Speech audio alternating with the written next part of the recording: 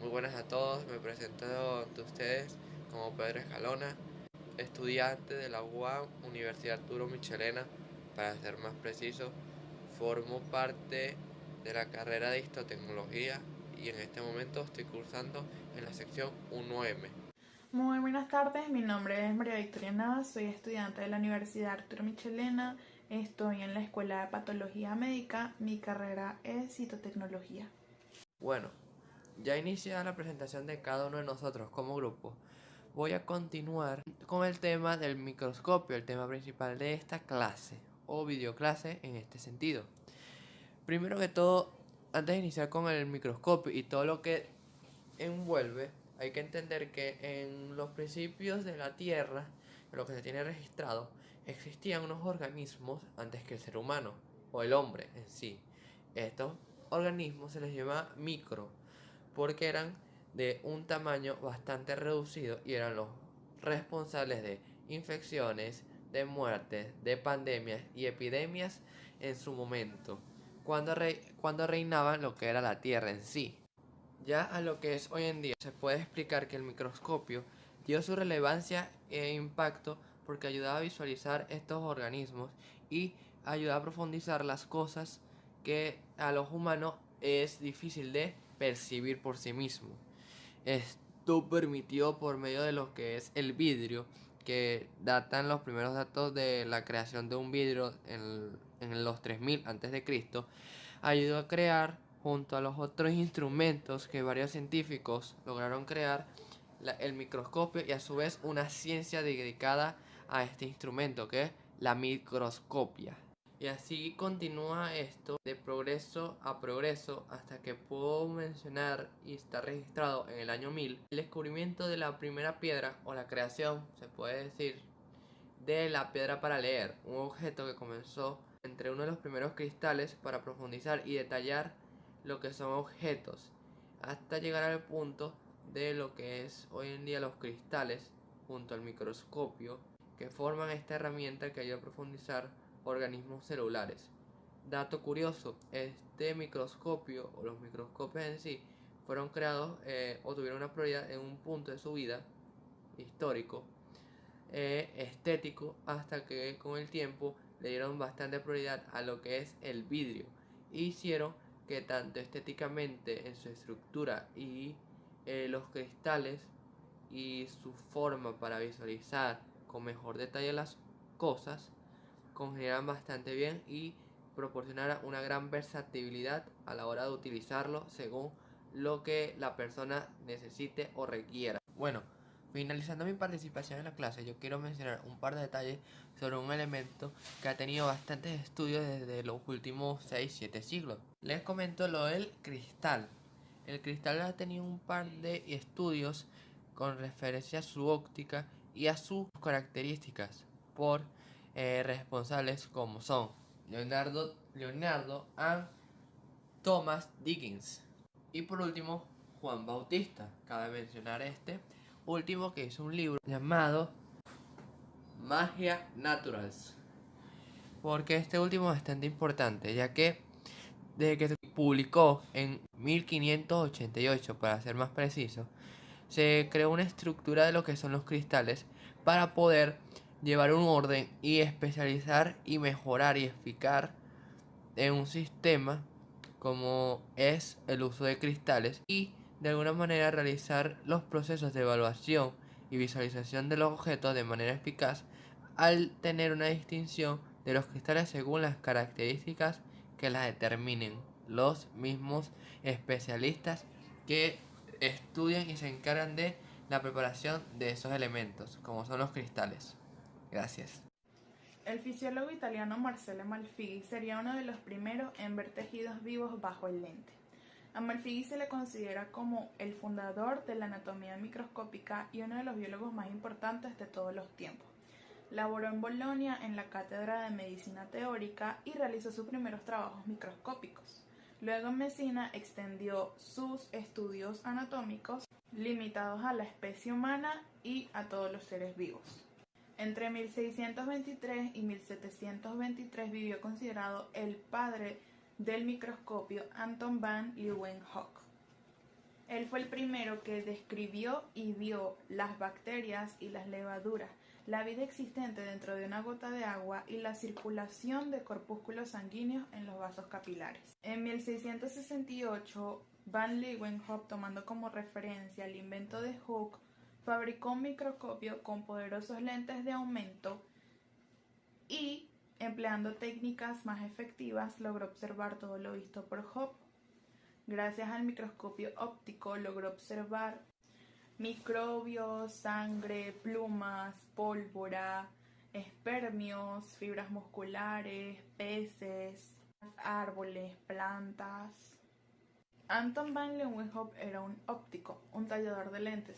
Su habilidad radicaba en el pulido de sus pequeños lentes para después montarlos en una estructura metálica, ya sea de plata, oro o de bronce. El microscopio con mayor aumento se encuentra conservado en el Museo de la Universidad de Utrecht, capaz de aumentar su imagen 275 veces y con una resolución de 1,4 micras. Sus microscopios se sumaban en total 247 aparatos con 419 lentes, y su objetivo radicaba que se caracterizaban por objetivos de pequeño diámetro y corta distancia confocal. Leeuwenhoek describió con gran detalle un mundo impensable hasta su momento y logró ser un hombre reconocido a pesar del resto de la sociedad. Cuando se habla de los padres de la microbiología, vienen a la mente los nombres de Koch y de Pasteur. Descubrieron muchos gérmenes de enfermedades infecciosas gracias a los trabajos que ambos hicieron y el impulso que dieron a la microbiología a finales del siglo XIX y principios del siglo XX, donde se destacan el aislamiento de los agentes causantes como la gonorrea, difteria, neumonía, tétano, meningitis, sífilis, peste bubónica y la fiebre de las montañas rocosas, lo cual hubiera sido imposible sin la existencia del útil microscopio. En esta época se lograron progresos en cuanto a la óptica del microscopio, ya que hoy en día sigue siendo el fundamento de la microscopía moderna. En cambio, el estilo de su construcción y estructura mecánica son casi los mismos. Amici en 1812 perfecciona las lentes e implanta la observación con inmersión al agua. Brewster ese mismo año hace lo mismo con la inmersión al agua, pero lo agrega otros líquidos con índice de refracción más elevado. En 1820, Chevalier introduce los objetivos compuestos y Joseph Jackson Lister en 1830 las perfecciona y él es el inventor de las lentes apocromáticas. En las postrimerías del siglo XIX y inicios del XX, ya el microscopio se presenta, con lo cual lo relacionamos con los maestros de la microbiología. Este instrumento va a tener un pie en forma de herradura, el cual servirá de soporte para la platina, el condensador y el espejo. En el pie o también en la platina se encontraba la columna vertical con el piñón, el cual servía para la precisión de enfoque. En su pieza de guía prismática se encontraba una pieza en unión con el tubo, el portatubos. Esta pieza se desplaza en sentido vertical por un tornillo denominado micrométrico. Este tornillo se desplaza en forma al sentido del eje vertical. El movimiento ascendente o descendente del tubo se efectuaba por el piñón para el enfoque aproximado. Eso se denomina tornillo macrométrico. La tubuladora del ocular es extensible. 2 a 3 objetivos podían cambiarse de forma fácil y rápida mediante un revólver. El condensador estaba equipado con un diafragma de apertura de acuerdo con la forma indicada de Abbe. En lugar de la visual vertical incómoda, se modificó y se adaptó un eje montado entre el pie y el portatubos, mediante un ángulo visual y fisiológico de 45 grados. Con relación a la superficie de la platina, que permitía una gran mejora en la observación. Se sumaron la incorporación de la fuente de luz al pie, la disposición coaxial del mecanismo para el enfoque aproximado y el de precisión. así como el botón del movimiento en 2 coordenadas, de la platina cuadrada en movimiento en cruz, que permitió desplazamientos en 2 lados, de la platina deslizante y el revólver giratorio intercambiable. Muchas gracias.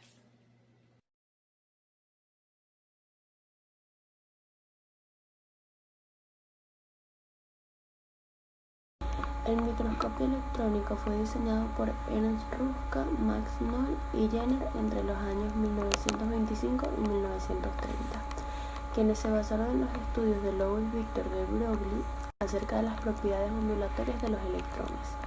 El microscopio electrónico es aquel que utiliza electrones en lugar de fotones o luz visible para formar imágenes de objetos diminutos. Los microscopios electrónicos permiten alcanzar una capacidad de aumento muy superior a los microscopios convencionales, debido a que la longitud de ondas de los electrones es mucho menor que la de los fotones visibles. Un microscopio electrónico funciona con un haz de electrones generados por un cañón electrónico acelerados por un voltaje y focalizados por medio de lentes magnéticas. Los electrones atraviesan la muestra y la amplificación se produce por un conjunto de lentes magnéticas o sobre una pantalla sensible al impacto de los electrones que se transfiere la imagen formada en la pantalla de un ordenador. Los microscopios electrónicos solo se pueden ver en blanco y negro puesto que no utilizan luz, pero se le puede dar colores en el ordenador. Tipos de microscopios electrónicos. Microscopio electrónico de transmisión. El microscopio electrónico de transmisión emite un haz de electrones dirigido hacia el objeto cuya imagen se desea aumentar. Una parte de los electrones rebotan o son absorbidos por el objeto y otros atraviesan formando una imagen aumentada de la muestra.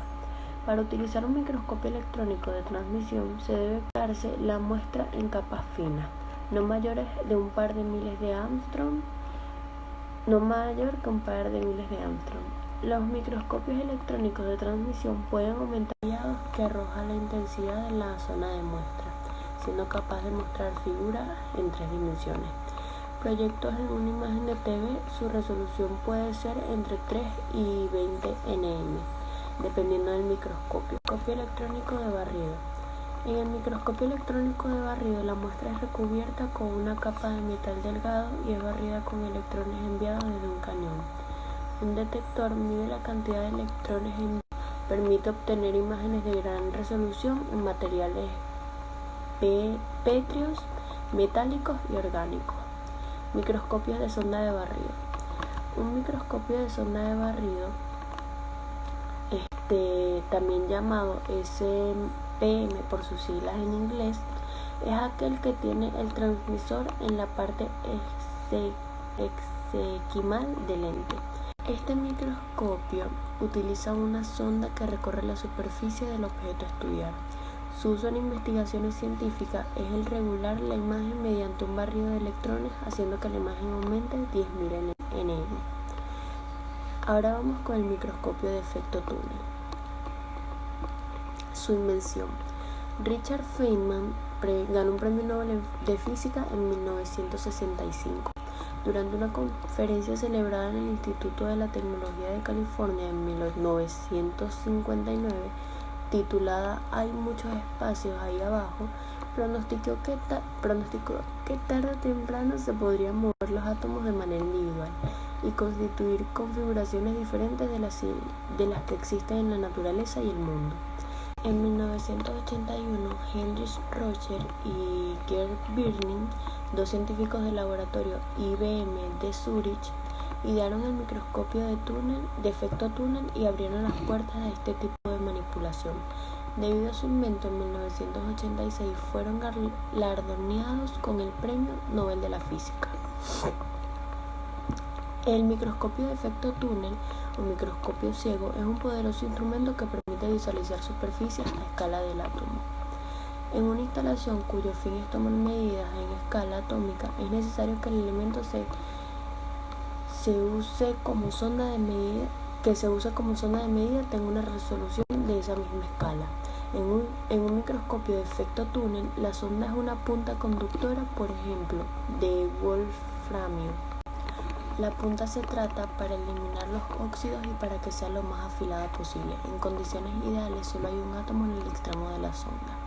La microscopía virtual es un método de revisión y transmisión de imágenes provenientes de un microscopio a través de redes informáticas. Esto permite la visualización independiente de las imágenes por grandes números de personas en distintos lugares. Involucra la unión de tecnologías ópticas, microscópicas y digitales. El estudio a distancia de las imágenes se puede denominar telehistología, telecitología o telepatología. Dinámica virtual dependiendo del tipo de información biológica. Mediante un microscopio virtual, una persona localizada en cualquier lugar del mundo controlará el área de estudio del preparado microscopio y analizará los tejidos o células en el aumento que posee con el simple uso de periféricos como el ratón, con unos pocos clics y sin factores horarios provenientes. Haciendo un resumen de todo lo que dije y ordenando cronológicamente todos los descubrimientos, en 1931 Ernst Ruska y Max Noll construyen el primer microscopio electrónico. En 1965 se desarrolla el primer microscopio electrónico de barrido. En 1981 Binning y Roeder desarrollan el microscopio de fuerza atómica. Muchas gracias.